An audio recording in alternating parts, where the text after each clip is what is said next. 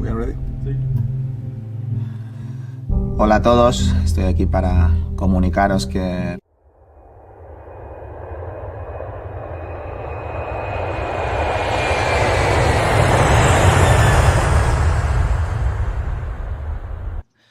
My name is Clara Towson, and I'm a friend of the show. Boom. I am Francisca George, and I'm a friend of the show. Perfect. Hi, my name is Susan Leemans, and I'm a friend of the show. My name is Zainab Sammaz, and I'm a friend of the show. Boom. Hey guys, my name is Sasha Vickery, and I'm a friend of the show. Boom. Hi, my name is Lloyd Harris, and I'm a friend of the show. Perfect. Hi, my name is Jasmine Paolini, and I'm a friend of the show. Wow, Jasmine, you got it in one time. Hi, my name is Jan Faria, and I'm a friend of the show. Boom. Yes. Take one. Well done. Ready? Play.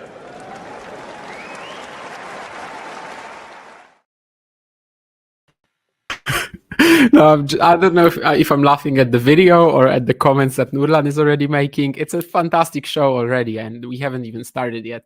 In fact, however, Mario, hello. And yes, Rafael Nadal is something that we are destined to talk about here because our boss kind of tells us to. Well, not actually, of course, it's a big story. Although I do have this feeling that, like, well, we're pretty much going to go over that again when he plays, or if he just shows up at the Davis Cup. But anyway, Mario, I was on that show with Vansh when we did a reaction to the Nadal news. So maybe you can now say something about Rafael Nadal retiring, because I'm kind of out of it and I'm preparing myself for November. Whoops. That didn't pan out as I was hoping. For a brief second there, I was thinking that, well, Mario is like kind of just smiling and grinning constantly, but no, it turned out that his camera was actually frozen. So anyway, yes, Rafael Nadal, of course, he announced this week that he will be retiring after the Davis Cup finals. We don't know yet in which capacity he will be there. I mean, we know that he's part of the team and everything. Just have no idea if he's going to play just doubles or, singles and doubles. Pretty much all the other legends, they're retiring with a doubles only appearance, as in Mario, the Olympic Games. Yeah, hello, Mario. I'll just finish what I was saying and then give you the chance to talk about Nadal. My connection is openly laughing at me tonight since I opened my laptop, but whatever. I hope I've been sorted things out. Okay. Yeah, I was just saying that, like, we don't know in which capacity Nadal is going to be at the Davis Cup finals. Yeah. Basically, all the other legends have retired in doubles because they weren't able to play singles anymore. So we have Murray, of course, at the Olympics, Federer at Laver Cup. Maybe it's going to be the same. Maybe he can actually battle for the number 2 spot. It's possible. I mean, number 2 spots, I think, right now for Spain is Roberto Carballes Baena, Roberto Bautista Agut, or Pablo Carreño Busta, essentially. So these are definitely rivals that even at this stage of his career, Nadal can actually maybe threaten for that number 2 spot. In fact, I'm pretty sure if he's going to be like any fit, then they'll give that to him. But yeah, anyway, Mario, I was just saying that, like, on the stream, I already gave a lot of thoughts on this on the stream with Vansh. So basically, what are your sort of takes about the Rafael Nadal announcement and kind of when it happened as well? Was it any surprise that he is retiring at this year's Davis Cup? I actually had the thought when I saw him inside the nominations for the Davis Cup. I kind of have a first thought, inside me was like, it can be a nice way and environment for him to end, even because the end, seemed clear. Also, after the Olympic Games and what he said, and yeah, I mean, it's like that. Unfortunately, we have seen this with both, especially with Federer. It's difficult even for legends like them to end on a very high note because of course, that's their life. And when they still are at the very top, they just think that why, retire just now if I can keep going a little bit. And then, of course, we know how decline can be very fast because of physical issues, injuries, and many things you may not be able to recover from. And yeah, I mean, it's been good for us to see him playing for the last time on the clay this year. He had a couple of nice matches, even of course the level not being back to what we were used for. It's for sure tough moments, because he is a tennis legend, of course, one of the greatest champions we ever had. But yeah, for sure, it's nice also to see how all of them are choosing a little bit because they are forced to do it, but also choosing a team environment, some kind of different competition, which can make their retirement like I don't know, closer to some kind of fest, also with teammates and greatest rivals. I don't know, Djokovic, for example, I read in the post, he said he will be there, and it will be a great moment. And yeah, it's time. Of course, everything has to come to an end, so it's also difficult to imagine things going in another way. Let's hope this Davis Cup will be nice. We'll see if he will be ready to play in singles or not. And yeah, if he doesn't, of course, that curious thing that his last ever opponent has been Djokovic himself at the Olympic Games, whatever. Let's see how things will go, because I'm pretty sure it will be tough to balance. Him, of course, wanted to have a good send off and also deserving it. Then also, of course, there will be the goal of winning the actual competition. So it will a lot depend by how good is his shape and if he is really ready to play in singles or not. I don't know. Right now, I don't know. Probably it's a bit difficult, but let's see. Let's see if in Saudi, even if it's not a Grand Slam, so for sure it's not going to be the best indicator possible. But let's see how he will look, at least from a physical point of view. Yeah, at the Brazil, they are actually taking the same jet, I think, to Saudi Arabia. That's how it looks. That's probably why Alcaraz also stuck around. But anyway, I hope Nadal doesn't embarrass himself in the exile in Saudi Arabia, says Michael. Personally, I don't think he will, to be honest, because, well, when we saw him, he was like relatively competitive. Unless you would maybe consider the Olympics embarrassing himself, which I don't think he embarrassed himself against Novak, even if the match wasn't competitive. But yeah, I mean, I don't think, he's not going to be worse than in these appearances, I think. So I think he'll be fine. And Brazy, to your question, I will not watch even 6 seconds of the Six Kings Slam unless it's on my timeline, and I might then see actually 6 seconds of a point. Who knows? I think so. What I was going to say is that me, myself, like from the very beginning, I hated the idea of Nadal retiring at Laver Cup. I think it was something that, like Federer, it was perfect for him. But Nadal, no. I mean, I don't want every single player right now to just basically choose Laver Cup as their retirement event. For Rafa, obviously, Madrid, Barcelona would be pretty cool. But then again, if he's playing that, then he's probably also playing until Roland Garros. Olympics were a nice idea, but, that was, of course, gone. So yeah, I think Davis Cup is a very fitting. And if he didn't retire this year, then he probably would have to go all the way until Roland Garros next year. Which, I mean, this year he like really gathered up all his energy, everything that he had in the spring for that one event. Of course, a nasty draw with Zverev in the opening round. Probably his best match of the season, to be honest, but Absolutely. Still a straight set loss. And Mario, this is actually going to be, because Davis Cup, of course, it's a huge part of Rafa's legacy as well. 4 titles. Yep. Even in 2004, he was already such a massive part of the team and won a match in the finals. However, Rafa Nadal in the singles in Davis Cup has only ever had 1 loss. And I'm serving you this as a trivia question. Who did he lose to? Oh. Yeah, you have to tell me, actually. I will give you a hint. It's pretty tough. It's not that tough. It's a former top 10 player, But the hint is basically that this was the first match that Rafa ever played in Davis Cup. Yeah, that I know it, and then he never lost again in singles. But I actually don't remember the opponent, I have to admit. Because I think against the US he won. Yeah. Against the US, he won in the final against Andy Roddick, yeah. And earlier they played the Czech Republic in the first round.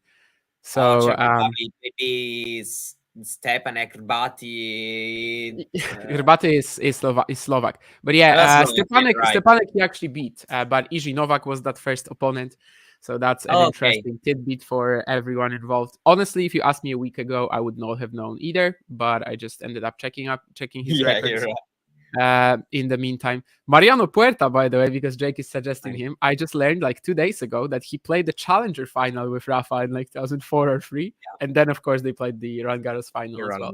But yeah, there are so many things like this, in the Rafa history. You have this many matches. There's gonna be so many insane stories. And basically, I think we will still keep going all over that again and again and again. All the sort of like social media stuff that we're seeing now, the messages from the players, they will basically come back around the Davis Cup finals. I think Rafa is going to have like 2 send-offs kind of social media wise. For Federer, it was different because he only announced like 2 days earlier, right, that this was going to be his last match. Of course, we were maybe suspecting it. We were thinking that he's probably going to be back though for like Basel or something. But yeah, with Rafa, we were maybe expecting a bit more, and the announcement comes so much earlier than the actual events that I think we're going to have this in like 2 waves, basically. Yeah. Do we have anything else to say really about Rafa at this stage? Personally, I haven't even tweeted about him once, and that's not because like I know what the producer of the show would say, that I just hate him or something like that. No, I'm just keeping it for the Davis Cup finals, where I think it will be just more fitting for me. But you can also argue that his career isn't ended as of today, because I also think the timing is good, also because right now there is the Saudi tournament. So if he goes to press and he receives questions, without announcing retirement, what is he even going to say? If he has taken a real decision, So I think it's it's also. Yeah, the timing also probably reflects also his schedule, him having to come back to play this tournament in Riyadh, and so everything right now is clear, and yeah, just I don't know, I really struggle when there is retirement of this great legend to say anything, also because I don't know, for example, of course we have been used to not seeing him, but for example, there has never been a me following tennis with Rafa not being an active player. So, it's always a bit weird to think that, these guys are really coming and progresses towards the end. And we will talk also about the final today because, they are in different stages, of course, yet, or they're decline, let's say, but it's a thing that is coming for all of them, for all these legends, and it's inevitable, of course, because the youngest one is 37, so yeah, the youngest one, definitely. In terms of tennis, that's not exactly young anymore. And I think, as you said, we will now move on to the Shanghai final then. Of course, if you guys have any more thoughts on Rafa, then keep firing in the chat. But I think, for now we'll leave it here. But obviously, there's going to be more when Davis Cup rolls around. It would be indeed pretty poetic if he loses to Botic van de Zandschulp in that one last match. I don't know if it will happen. I mean, Spain, I think, as we said, is obviously a very Alcaraz-reliant team. And their number 2 is actually their weak spot anyway. So you could make the case that putting Rafa there really doesn't change all that much, even if he won't be 100%. But we'll see. Of course, Bautista Agut, Carreño Busta, especially if he recovers more of his form, they are definitely also able to get themselves to an even higher standard by November. Anyway, yes, Jannik Sinner against Novak Djokovic in the Shanghai final. We got one of these high-profile matches. I think we were saying basically last week or 2 weeks ago, in fact, that Shanghai is probably going to be one of these events where the top seeds, the big guns dominate, and that was pretty much it. I mean, maybe Zverev had an early loss, but like Medvedev lost to Sinner. Okay, Alcaraz lost to Machac, not to Sinner or Djokovic, but then 2 stayed, 2 remained. And then the final today. And personally, I was kind of entering it thinking, okay, so the worst case scenario for this match is the Wimbledon final. Is like that happening again. Because when I saw how Novak was moving, even against Menchik, but also against Fritz, but especially against Fritz, he had that left hip MTO, but even more sort of after that long break point in the second set where he misses the smash, or well, not misses the smash, but he loses the point after a smash, and he's moving like at Wimbledon again. So he's moving like Hubert Hurkacz again as well. They both had pretty much the same surgery, and they've kind of been struggling to recover everything from their previous footwork, especially like explosive movement in the corners. But it wasn't that bad. He was still serving very well, which obviously gave him a really good shot in this match up until a certain point. But still, like, it's looking progressively like Sinner and Alcaraz are getting a bit beyond Djokovic's reach. Like, he has to play super aggressively to touch them. And yeah, I mean, it's just, it's age. It's father time, really. Yeah, I mean,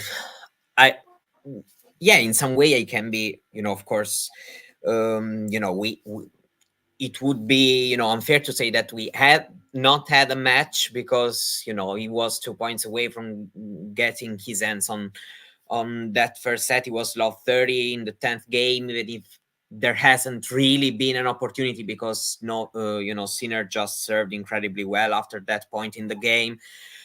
But yeah, it's 2 matches in a row. He's not able to create a break point on Sinner's serve. And yeah, I mean, there's been that Olympic final, which, has been an unbelievably good moments for him this season, which, still has shown that, of course, these guys are progressing. They are 21, 23, so they are both very young, but at the same time, they have gained experience. They've started really improving also physically. For example, after a very tough tournament like Beijing, playing Shanghai in the way he did for Sinner, it's another step forward. If we compare, for example, to last year when he was starting exploding, but for example, after Beijing, after Vienna, in Shanghai, in Paris, it wasn't the same thing as in, for example, the 500 events. And while right now, there's another kind of, ability he has to reset, to be ready, maybe to even not play that well at the beginning of the tournament, but somehow, he just manages to win the match, to progress, and then, of course, he improves throughout the 2 weeks. And yeah, for Djokovic, when movement is not top tier anymore, he has to ask a lot from his serve. And the serve is responding, he's serving very well, also today in that first set, especially, but also in the final 2 service games, the second set, it was really good serving showing.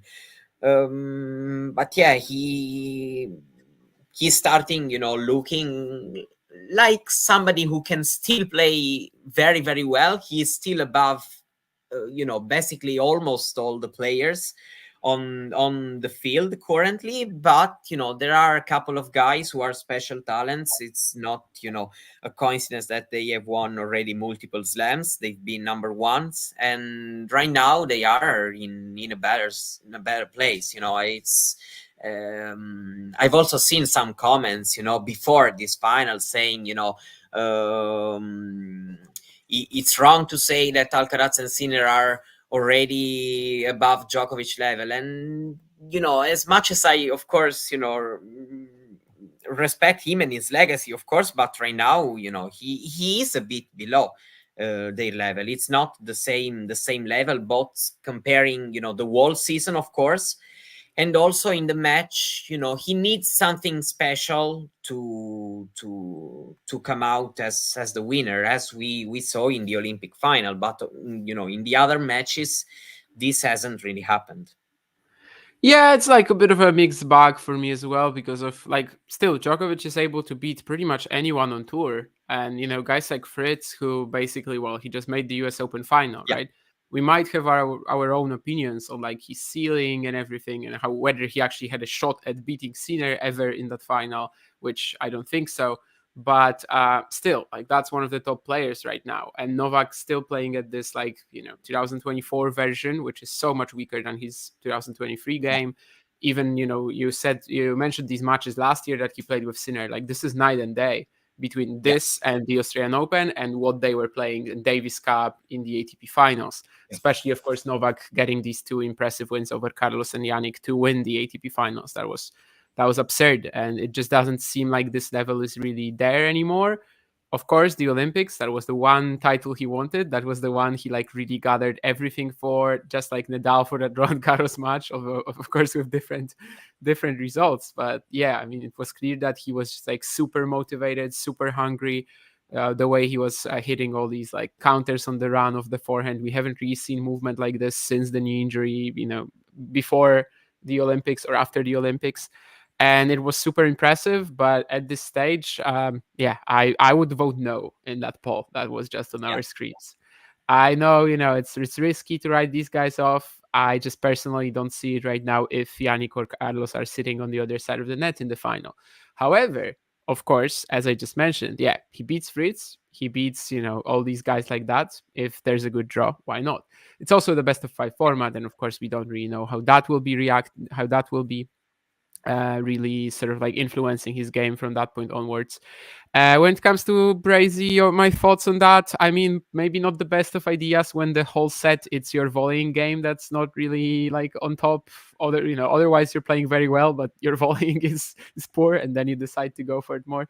It's kind of this Zverev disease, right? Zverev was doing that at the beginning of the season at the United Cup, where for the entire set he would never go to the net, and then the tiebreak comes and he's playing like Benjamin Locke. If anyone knows how Benjamin Locke plays, or I don't know, Tristan Skulkate or whatever.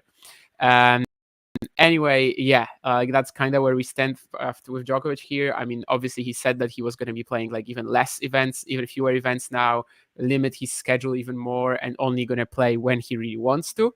Here, obviously, he was very motivated. He was hungry to take it. I just don't think ultimately, at least by the final, I don't think he was physically ready to compete with Sinner the way you have to compete with Sinner right now. Maybe if they met in the first round, but at least for now, when Novak's ranking is obviously still top 10 and still very high, that won't really be happening. I do miss Gilles Miller too, Jake. I don't know if that was prompted by the server volley talk, probably, but I do miss him too. Although on commentary, you can sometimes find him.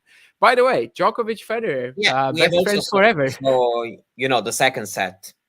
The second set. Mm-hmm. After that, you were talking about physically, and then in the second set, it started looking even more,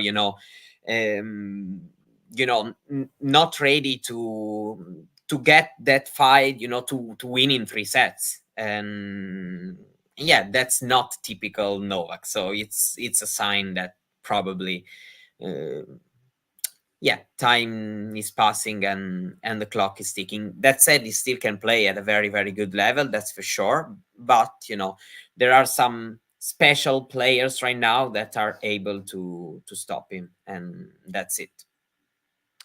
And yes, that's Mario something on our screens right now that I wanted to get your opinion on. Djokovic, Federer, best friends right now. And actually quite a lot of good content we got from them in Shanghai.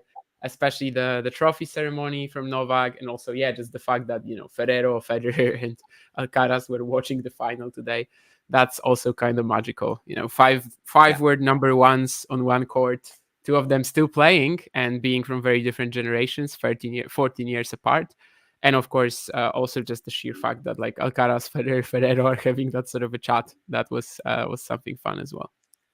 Yeah, it's unbelievable. I mean, at the end, you just realize who you both are, how much you have given to this sport, how big of a legacy you have built, and it's just having a deep respect and recognizing how big of a role you all both had in their respective careers. I saw that the talking also adding something about Rafa. I saw that iconic clip where they ask him, "Are you glad Djokovic exists?" And you're like, "I'm not stupid." and I think as their career comes to an end, of course that thought that was right for Nadal in that moment kind of leaves, and right now you're left with just the deep respect and also the memories, because at the end of the day there's been your life for like what, 20 years or even something more. So it's just big respect, and I like to see it actually. Yeah, me too, of course. And yes, Brazy, I saw someone on Twitter say that this looks very like Law and Order, like that VIP stand in Shanghai. And yes, I think I saw some people trying to push this narrative, even when there was that clip earlier when they met in the Shanghai, like in some sort of corridor or whatever, and there was that hey old man or whatever conversation.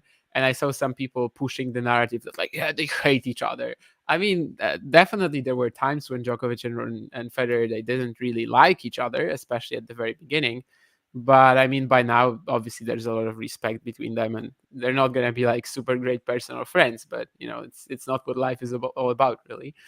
Yeah, I don't know. On And social media, it seems like if I don't know, in 2010, 2011, you say the word, you say something, you're like in 2024 at 40 years old, you still hate each other and everything. You just grow up, you change, you just recognize the other, and that's it. I mean, so yeah, just nice moments, and it doesn't even need all these these reactions. So. Yeah, Jake, that's a tough question. I mean, obviously, I know you earlier stated that sort of like you were thinking of at which sort of point in terms of achievements he would retire rather than the exact date. I would say if 2025 is the same as 24 and he doesn't win a Grand Slam, maybe that would be the right moment. Because like, yeah, if he doesn't feel like he can be competitive for the biggest titles, then I don't think he's going to be playing. I mean, technically, anyone can play until 45, but will that make sense? Absolutely no. Like, he's not going to be playing challengers or ATP or just, I don't know, think, oh, I might get that 250. I'm going to keep going. And, maybe the fact that Nadal and Federer are retired already, maybe that can also speed him up. Who knows? Although, obviously, there are Sinner and Alcaraz, and I'm sure he wants to compete with them. But if he feels like he can't compete with them, then yeah, I feel like he would probably retire if he doesn't feel like he can be competitive against Carlos and Jannik. That's kind of my answer. Yeah, I mean, he himself has said we heard in the Davis Cup in Serbia that he said he's not motivated anymore to play some kind of tournaments. He's not sure about his schedule, for example, Paris and ATP finals. So that means that, of course, in my opinion, if he feels like not be able to be competitive enough to have a shot at a title in the biggest tournaments where he is motivated, I think it will be the end. Because if not, he would be motivated even to play, I don't know, some random 500 if he just wants to go ahead as long as possible. But it doesn't seem the way he is approaching this stage of his career. He's still trying to be very selective in order to try to pick at the right moment and try to have a shot at some title he wants to win. And so if he feels like he's not ready anymore to win those titles he wants to win and motivates him, I don't think he will keep going unless something changes in him. And maybe but as for his quotes right now, what we are hearing, it looks difficult for him to keep going without thinking to have a shot at those titles. Yeah, obviously, I'd like him to play Szczecin as well to close out his career. I don't know if it's happening. Rafa should come back to Poland because he won his first ATP Tour title in Poland, in Sopot, Gelmont Fees as well. And by the way, I have to mention Toshihide Matsui, sure, but there's also another 45-year-old who is in the form of his career. His name is John Silk, and he is showing you all that that you can play at that age. Anyway, yeah, I think we've spent a lot of time talking about the runner-up of this event, but we've barely said anything about the champion. that's actually not really that weird, because with Jannik Sinner Yeah. this year, it just, the storyline just kind of keeps going, keeps growing, but there's no like individual ups and downs. I guess what you can say is that, well, he reacted to that Beijing final loss great, because he came to Shanghai and just demolished everyone. He was again just like super efficient. And yeah, I mean, he's winning everything there is to win this season. Literally, there's just this one, thing this year that he hasn't done, and that's not beaten Carlos Alcaraz. But there might be a few more chances along the way. They're still going to play, Paris. They're still going to play ATP finals, maybe Davis Cup finals at the very end of the year. That will be super interesting as well if they met in the very last match there, or, well, either the very last match or before the doubles. But anyway, of course, yeah. Otherwise, I mean, he's just crushing everybody this season. And this Shanghai run last year, when he was coming off the Beijing title, he was like a bit tired, lost to Shelton. But this time, there's just more clutch play on break points, efficiency, and yeah, just incredible serving, incredible movement, and basically, yeah, just keeps steamrolling everybody. One set lost to Echeverry, right? But well, that was a bit of a battle, but obviously, yeah, kind of irrelevant by now. Yeah, a bit like Miami, actually. I was kind of comparing the two rounds, because he had kind of a tough match at an early moment. That was against Griekspoor. He found himself like down 5-7 and 5 games all in the second. Here against Echeverry, lasted 2 hours 40 minutes. But yeah, then especially in these 2-week Masters, at the end it doesn't even maybe count that much, because it's not like, for example, when you play, the old format in Rome. I don't know, you play night session quarterfinal, 2 hours and a half, to night session semifinal the next day, and the final the other day, and you play, I don't know, 3 hours back to back to back. So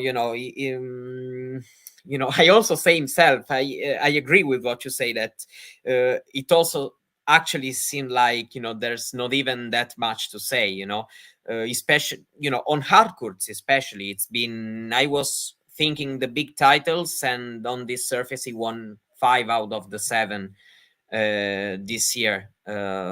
So yeah, I mean, he is very steady, highest floor. He's not losing against any player that is, not entitled to lose in terms of rankings. And yeah, he has at times here and there one loss against, I don't know, Alcaraz in Beijing or French Open, or maybe, I don't know, Medvedev at Wimbledon. But then he's ready to reset, and the next tournament he is ready to, just play very well again. And so yeah, there's the story that, of course, he sealed the year-end number 1. But I mean, even if he didn't do this in Shanghai, he would have done it, in Paris maybe, or so. Yeah, just a fantastic season. So many points, so many wins, so many titles, 7. So yeah, not really that much to say. Just an incredible record. And a player who has learned how to win in more than one way, meaning that there's the match he maybe will struggle a little bit, will play not that big qualities. He's become very steady, for example, in tie breaks, winning so many of them, especially in the biggest matches. And yeah, just somebody who has learned how to play very well in the big moments of the match. Even today, he doesn't really create break points just in one game where he breaks. And yeah, I mean, Djokovic helped him playing not well in the tiebreak, but still, was ready to do all what he needed to do very well. Down low 30 in the final, the 4-5 game in the first set. He just locked in, played, with the first serve, and yeah, it becomes at times even maybe a little bit boring, I have to admit. But yeah, just unbelievably good, and nothing more to say. Yeah, I totally get that. I remember when I first started watching tennis, I was like, can this Novak guy stop winning? I mean, I want to watch matches where I don't know, what's going to happen. And actually, it was like this for me with a lot of sports. when I used to like I don't know, darts at first, it was Michael van Gerwen just winning everything, and I was like, just stop it. And now he's human, and I can relate to him because I'm also human, and now I like him. And it's the same with Novak, really, Now he's human. Now he's not like dominating. So yes, I'm way more responsive now. We've seen right now I'm just like, okay, but like, is this match gonna be competitive? Should I tune in? And in fact, in Shanghai, I totally get it. I think I watched most of his matches in Shanghai, but there's definitely been events this year where I was like, yeah, okay, Jannik is winning that. I'd rather watch another match. But, well, of course, it also makes for a much bigger story when someone actually touches him. That, barely happened this week, but still, it's not like the matches weren't competitive. And in fact, one of these players actually, one more thing about Sinner before we leave to talk about another player. Jannik Sinner, also technically, I mean, we knew it was going to happen, but technically this is also the week where he claimed number one. Of course, he's been by far the most successful player this season in terms of racking up titles, points. But, it's now we have the confirmation that the earned number one will go to Jannik Sinner. Of course, 2023, that was Novak. 2022, that was Alcaraz. So now both of them will have one finish each. I know I've said in the past that, like, it's not really a goal that's worth killing yourself for or something like that. So, like, for example, if if she doesn't want to play Beijing or Wuhan, go ahead. But that's also because she already has that. So I think to have it once at least, that's a massive thing.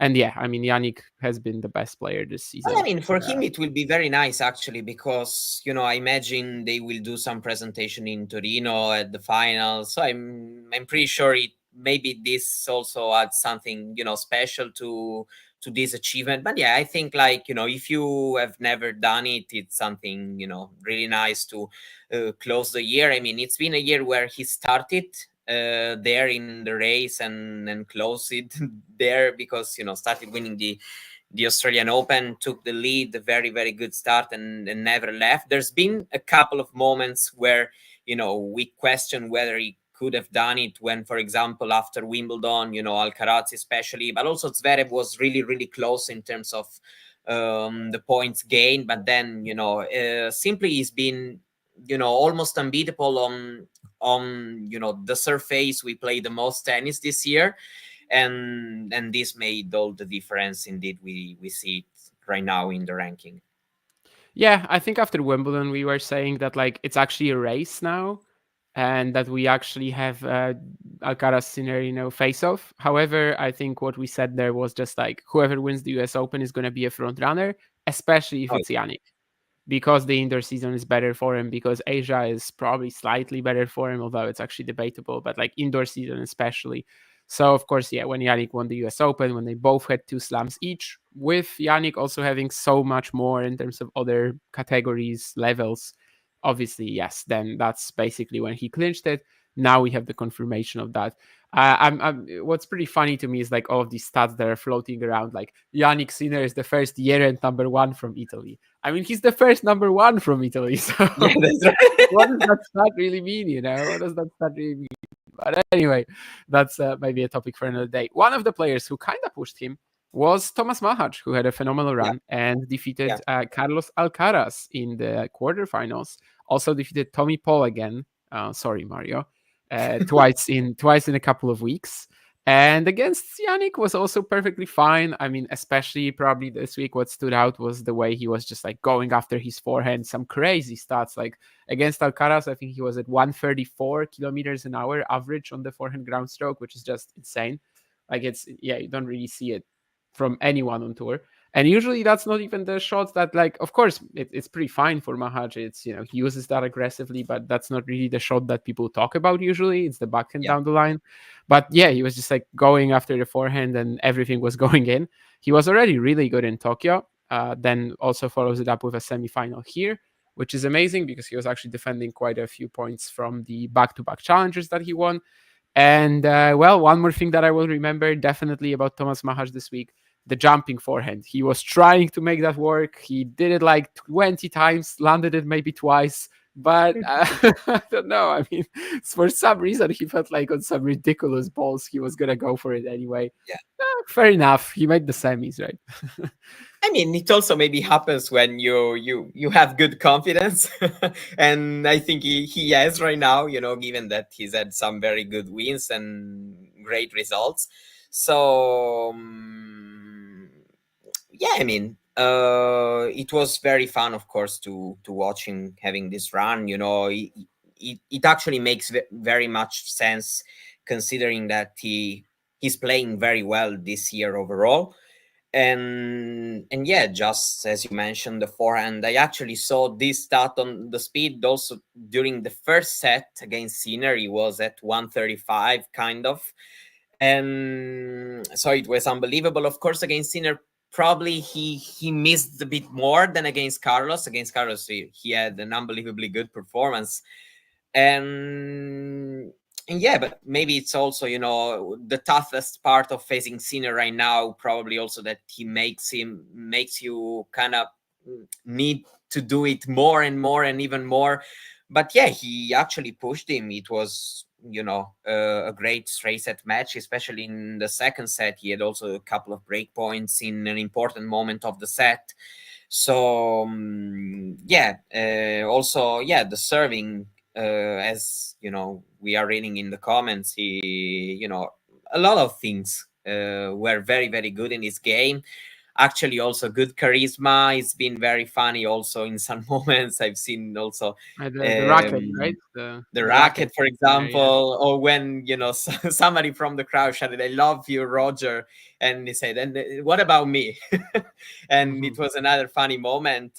But yeah, about his tennis also, it's very funny. And then let's see what it's about to come. But there's no reason why he shouldn't, keep going with this level. We also had glimpses of him at the biggest stages since last year, because you all will remember the match he played against Djokovic in Dubai, for example.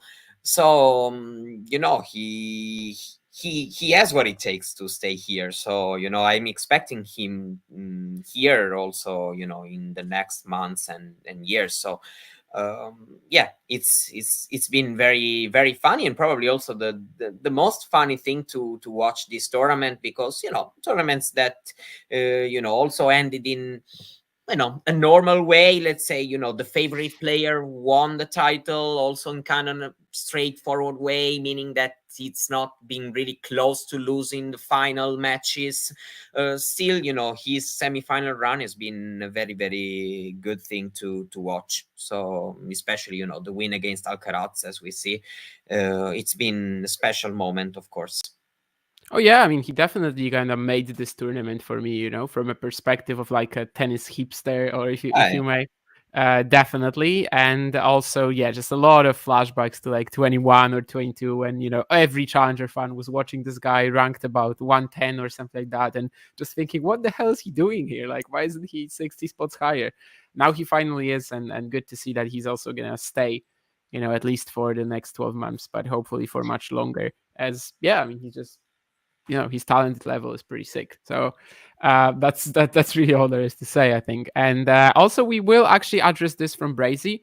I think that we should at least acknowledge that this is a topic. I know that Pavi G went on like a Twitter rampage today and basically claimed that like Sinner is not celebrating this title, which because he knows what's coming, and because he knows that he's going to be banned, and he knows that there's some already like behind the scenes things that he heard about the appeal. First of all, I mean, that just proves to me that Paviji has absolutely never watched tennis in his entire life, because Jannik Sinner has never celebrated a thing on the tennis court. Like, he's so like quiet after winning titles every single time after winning matches. So, I mean, his reaction in Shanghai was obviously there was a time where also for guys like Djokovic, winning a 1000 tournament was not even that big of a deal. I don't really remember number one, right? And if you have in 10K. 2016, I don't really remember crazy celebrations from, for example, Djokovic after winning, 1000 events. Let's say Djokovic beats Bautista Agut in that Shanghai final, for example, right? Oh no, it was Murray, right? But yeah, Djokovic beats Chori in the Shanghai final, for example, right? I mean, there's no way they actually react in a massive way. But anyway, that's something. And also, yeah, like what do you think actually is the percentage chance? Because that was Brazy's question, that Sinner will serve a ban. I'm interested to hear that answer. It's so difficult for me to say because VADA appeal the what's like the announcement, the statement. Didn't actually look for me that strong in terms of they acknowledge the thing was basically we agree on the story, we agree on the evidence, but we think that there is some kind of negligence. So it's all I think about the level of negligence of the player. I think the whether he will or not serve a ban. So I don't know, considering also CAS story, probably there's maybe a chance for something like 6 months, probably, but I'm not sure because I don't really know. It will depend on so many many things. I'm pretty sure it will be a still long time. So that we're gonna know this. But yeah, I have to say that it's kind of a weird situation because I don't have many cases of this kind of appeals, so I cannot also do like in the past this happened, so probably this will happen too. Yeah. So yeah, I'm not really sure about my answer. One thing I'm sure that it's going to be I also think it's pretty weird that we have all these, of course, associations, tennis, world, and then the court of arbitrations, or maybe there can be also some kind of conflicts between them, we don't know. But yeah, let's see. I know that for so many people this is not the right approach, but I can wrap my hand around this till a certain extent. At some point you're going to be like, okay, what it will be the decision? I will read, understand, as I tried to do where the ITIA. Yeah, Brazy, these like power balances, the hierarchy, if you may, it's very tough to actually say what's happening there and who actually belongs to to whom and everything. But anyway, what I was gonna say is that for me personally, I would say like 5% or whatever. I don't know. Like I just don't think it's high at all. I would be surprised if it happens. Maybe that I'm not like necessarily putting on my tinfoil hat or anything like that. Not really, but I mean, it would be super weird if he like kept winning titles and then suddenly he gets banned for like a year or something. It's just so unusual, especially when it's backtracked, right? I mean, it's not unusual for athletes to be banned for doping when they're at the top of the sport, but not when it happens like after an appeal a year later. Yeah, for sure. Because it's a weird case where he's not suspended because it's not himself who is challenging the decision. It's an organization who is challenging the decision. So of course, until another decision gets made, the first decision stands, and so nothing of course is happening right now. But yeah, I mean, it's also weird that so many complaints have happened right today. But yeah, whatever. Of course, it's also also from fans' perspective, I get that it also matters a lot whether the results, of course, also I mean, it's the pros and cons of being the world number one. Whenever thing happens to you, a lot of people gonna talk about it, and they can agree, disagree, and whatever their opinion is going to be, they gonna push it a lot. So it's fine. Of course, the social talks, we ever had it, and we'll always have it. I just don't really see what some people wants journalists to do, because till a certain extent, you at least journalists who only report things, because if you are an investigative journalist, then it's another matter. But journalists like who just report, once they have reported what's happening and tell you what there are risks and what there are maybe a couple of previous cases and everything, I don't know. And until another decision is made, it's, I don't know what other just reporters can do about it, unless you just go under a big investigative thing. But this is another thing.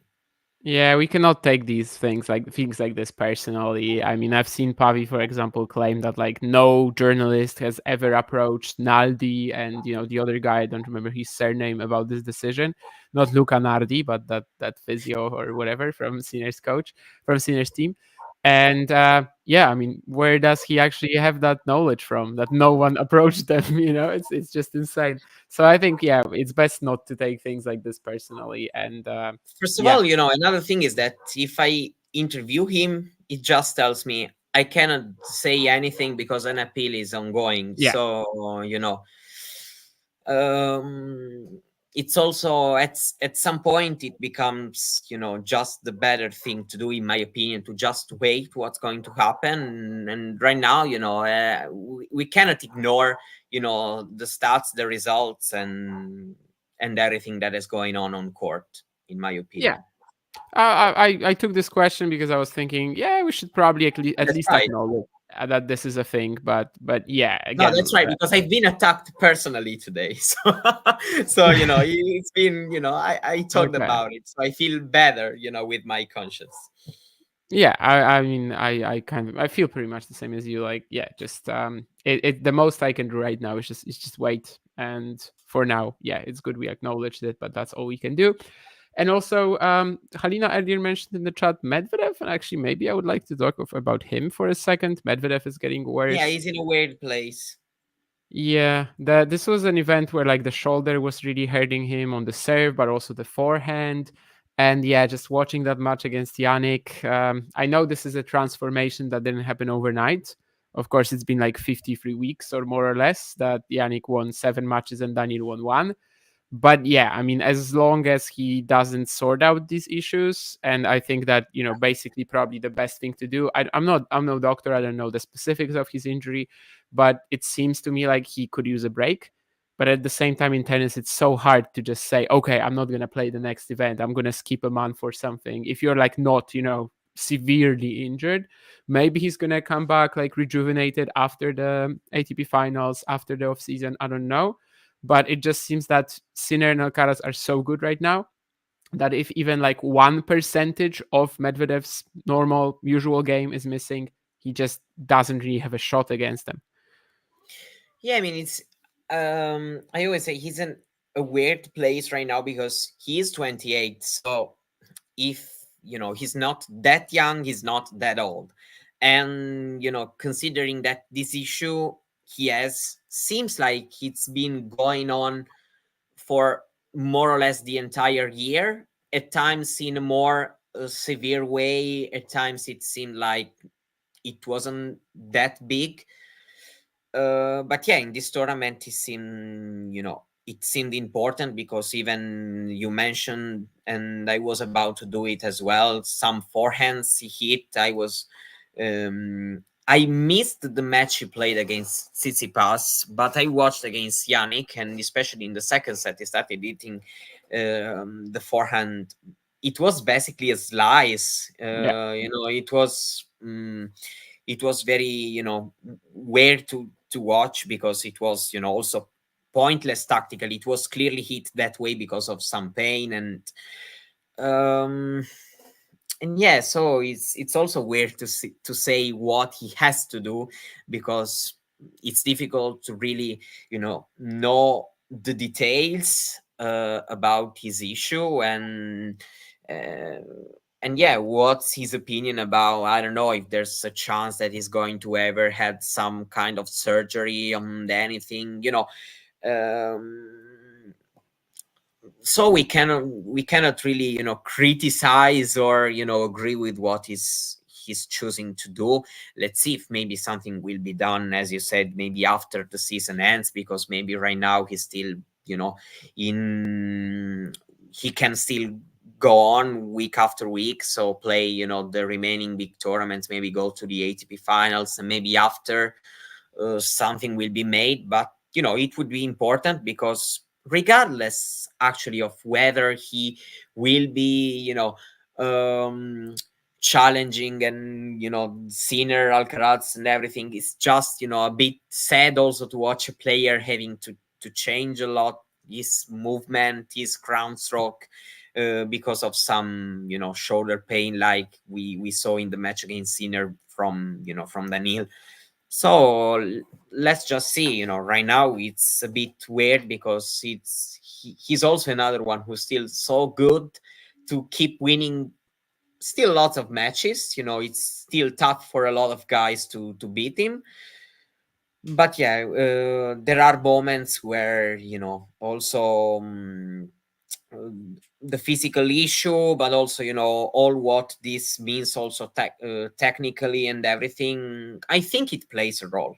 Maybe he won't beat them more than what he is already doing, but still, I think it plays a role. I don't know till what extent, but I think so. Yeah, why is Medvedev complaining so much about the tennis balls in Shanghai? I mean, yeah, they kind of were like losing pressure a lot and everything. But yeah, for Medvedev, it's always going to be a bigger issue because, well, for one thing, his technique doesn't really allow him to generate pace on the forehand. And also, his shoulder injury right now doesn't really allow him to generate pace on the forehand. So when you combine these two things, obviously, he's going to be a lot more impacted than the other players. And well, I mean, he's known to complain about any balls that kind of work like this, where like after 4 or 5 games, you're really struggling to generate pace with them. Also, who do you see emerging to challenge Sinner other than Carlos? I mean, this is obviously a topic we could talk for. We could talk about for like 20 minutes, and we're not going to do that. But I think right now, when people kind of mention that there's like a bit of a top 5, I would say, about like these guys who can potentially challenge for that number 3 spot. And I'm only talking about the youngsters. So like Rune, Machac, Fields, Shelton, and Fonseca. Am I missing somebody on that list, Mario? Am I missing somebody who can really be, a potential contender for this? I'm not saying anyone, every one of them will come close. I'm just saying about like the theoretical ceiling and potential. Monica Bellucci. Right now, they look, of course, the players who have, the biggest qualities also to potentially, challenge them. And of course, we are also watching, why they are still far away. For example, I don't know, Machac is having great part this year, but for example, we saw in the match against Djokovic why he's he still has, of course, to work and to improve some things to get, of course, to the Sinner Carlos level, which is of course the elite of the elite. But he looks, I actually really, really like him. I have to say that I have a soft spot actually for him. So, especially because I'm supported by the results, I still would like to think he is the guy who will emerge. Let's see. But right now he is playing very well, and he is growing actually at a very good pace. And then of course there's Fonseca, who has done very well. We've seen him this year. And then there is, of course, with Rune, Shelton is a bit another other things to say, because they have kind of already reached, let's say, the top, meaning the top 20 in the ranking. Rune has been even higher a year and a half ago. And right now, they are kind of in that moment of their career where they, we will see if there's going to be some Sinner like, let's say, climb towards the top, or or not. And it's always tough to say, because it also depends on the the daily work, whether they will work in the right direction with their teams and everything. Because we've also seen players in the past with with great and unbelievable qualities, just then not really been able to reach the top level because of many things that happen to them, and their teams, their careers. And let's see also who will be the healthiest one, maybe. And we hope it doesn't happen. One of them will not be physically ready to sustain that top level for for a long time. Let's see. But yeah, they look the strongest, youngest players right now. And yeah, I have to say that I have a soft spot for Mexic. Let's see if I will be right in the future or not. Yeah, I think Arnaldi, Koboli mentioned in the chat. I mean, they're great, but yeah, not really like contenders for the third spot after Alcaraz, Sinner. Definitely not Berrucci or Tien. And yeah, I think we will also just spend the last 5 minutes or so talking about the free ATP 250s coming up. There's Antwerp, there's Stockholm, there's Almaty. Of course, Almaty is a bona fide new event because it just moved from Astana. Should be a little bit faster, but we don't really know that much yet. I mean, only the first day of qualifying today. Anyway, I will be from my side.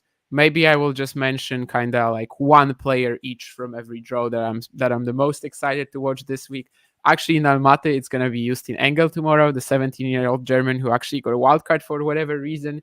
But it's a great choice. I mean, I love it. It's not the fact that he doesn't deserve it. Just won 4 ITF titles this year. Actually, he's just turned 17 the 1st of October, so barely 17. Beat Van Asch in Vienna recently, and had some brilliant moments on the Challenger Tour already. I think when he played on hard courts a couple of weeks ago, and it was actually the first time I saw him on hard courts, suddenly it turned out that he's serving forehand like much more dangerous than they were on clay. So I don't know. I mean, Coleman Wong tomorrow in the next gen clash, that's doable. In Stockholm, I'm the most excited to watch Jacob Fernley, obviously, who qualified, has a crazy win streak. Today, he saved a match point against Kamil Machac. I'm hoping that Kamil will get in as a lucky loser, but we'll see.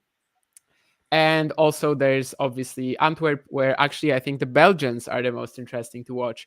First of all, my agenda of the next 2 Belgians to break the top 100. So Collignon and Blocks, both with very interesting draws. Collignon plays Fucsovics tomorrow.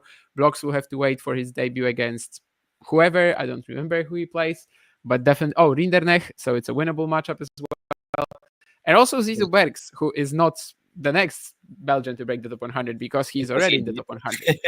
But he has a sick draw. I mean, he plays Facundo Diaz Acosta and then Sebastian Baez, guys who like indoors, they only really like, I don't know, just go to the gym.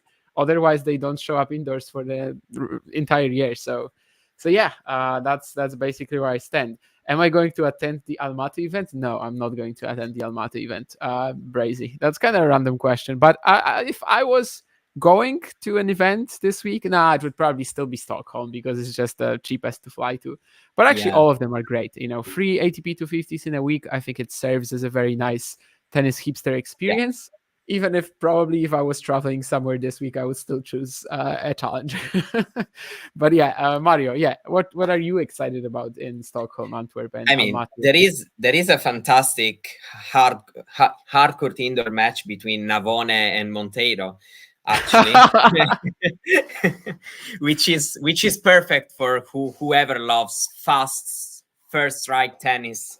And no, I mean, yes, it's these are very nice tournaments because we had a lot of, let's say, talking about the ATP tour, we had kind of 3 weeks with the top 5 guys taking the scene and just facing each other. We see in Beijing, Shanghai, so the stories with Sinner, Alcaraz, and right now we 250s give us a lot also to both from the top players that will play, because there's still this kind of challenge to take the remaining spots for the ATP finals. There are also some guys with some question marks around them. For example, top seed Deminor in Belgium, since his physical situation is not really clear. And yeah, but actually, there are many players who can build a nice story. You were mentioning the Belgians in Belgium, and so that's actually, of course, always nice, because they will will get support and everything. We will see if Gerald Yassin will be back to his indoor mode because but yeah, I mean, they roll are very nice tournaments that have become also a bit stronger in terms of the presence of some top seeds with late entries. We'll see, for example, if there are some guys who can I don't know, can win maybe their maiden ATP title. Usually, this can be good weeks for that. For example, you were mentioning Fairley, and his draw is not impossible, because whoever is in Roots quarterfinal right now has a great chance to build the run in the tournament, because of Casper really not being anywhere close to his best tennis. Yeah, we'll see. These are actually tournaments where always anything kind of storyline can happen, so it will be really interesting to see in 1 week time which storylines we will be talking about, because right now we have lots of potential things that can happen, but then we'll see if we'll be about, I don't know, the guys who are fighting for the finals. Personally, I hope not, because it would be more fun to see somebody reaching, for example, a maiden ATP Tour final or anything. But yeah, that's the beauty of these tournaments. Anything can happen, I think. Yeah, I actually totally forgot that. Well, I remembered that like 5 hours ago, that Blocks is in the next gen finals potentially race if he can get like a huge run here. So maybe that can happen, just yeah, out of that's nowhere. actually another race. Because he's so low in the next gen rankings. This season has been like kind of some injuries, a bit of just great performances from time to time, but not necessarily the biggest results. And I actually forgot he's still eligible for that. In fact, he will even be eligible next year, but that's a different topic. Marozsan to win Almaty, says Brazy. That's what he wants. Last year, I think Marozsan had a horrible performance in Astana, so maybe Almaty will be better for him. And I think more or less that's where we will finish. The Fairfield final between the legend Bernard Tomic and then at the end has already started. It's coming. Yeah. So obviously that's where I'm headed right now. Thank you, Mario, for the chat, and of course we covered all the important topics. Nadal, thank you. Shanghai, the ATP events that are coming, and as Mario already kind of hinted at, we will of course meet you guys next week to talk about these 3 events, hopefully with some lower ranked storylines as you suggested. Jaime Faria, I don't know if he can really count as the Jakub Bobro player of the week. Yeah, sure, he made the final, but doesn't the final kind of well, I understand that he was tired, but yeah, it just doesn't make it for as big a story, I suppose. Although otherwise, yeah, I guess all the other challenger winners this week have been top 100 or former top 100, I guess. If Bernie Tomic beats Lerner at the end today, he just I want to say went down the break. One last thing, and it's that we are closing the gap in the ranking towards Sinner. We also surpassed 1,000 points, so we have to keep growing because we need to surpass Jannik very soon. Or maybe Jannik needs to keep going this year in order to surpass us at the end of the year, since in the race he only has 10K. So we actually have 800. But yeah, that's actually a very good idea, Mario. We have to kind of do this, make a thing out of this. Whether we will have more points at the end of the year or Jannik Sinner. Exactly. I mean, more subscribers at the end of the year than Jannik Sinner has points in the ATP rankings.